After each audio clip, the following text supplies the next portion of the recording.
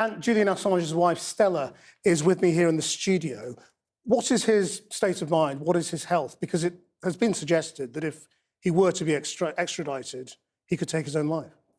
Well, his health is deteriorating by the day. He's been in Belmarsh prison for over 3 years. He's not serving a sentence. He's just there at the behest of the US government, who wants to extradite him to the United States to serve a life sentence. He's struggling.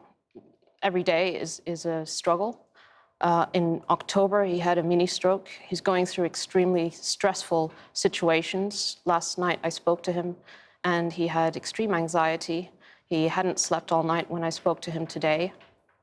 And after the decision came down, they took him to a bare cell, and he's going to be there until Monday and strip searched him.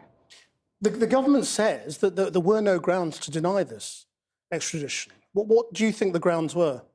There were plenty of grounds. Priti Patel is suggesting that this was a rubber stamping exercise.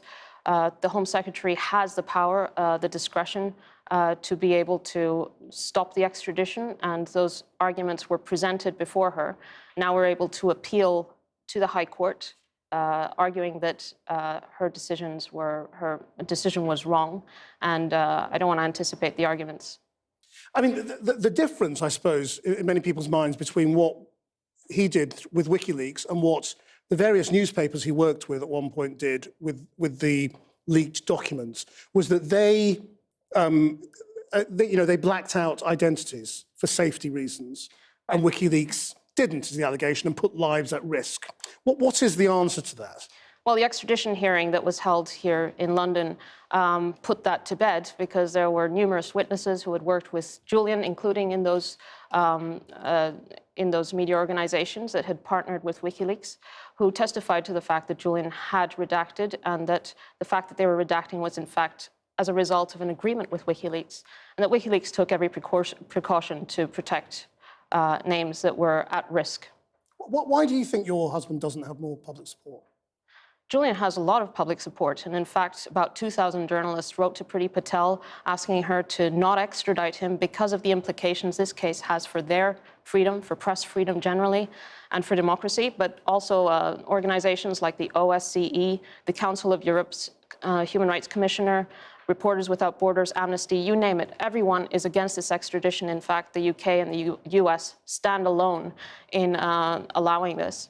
But what do you think the effect is on this case, which is about alleged war crimes, telling the truth, leaking documents and all of that, and the failure to appear before justice in Sweden?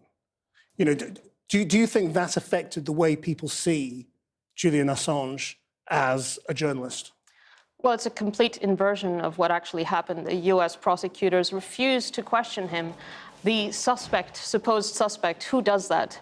What serious investigation refuses to question the suspect for 6 years? When they eventually questioned him, they dropped it, and there were never any charges, and he always offered to be questioned. In fact, he had to litigate in Sweden. But look, what we now know, in September, there was an investigative report from the United States that revealed that the US intelligence services under Mike Pompeo had engaged in a comprehensive attack to smear him, to attack his character, and to cast a doubt over his intentions and WikiLeaks and so on, in order to pave the way for his arrest. And that's what's happened.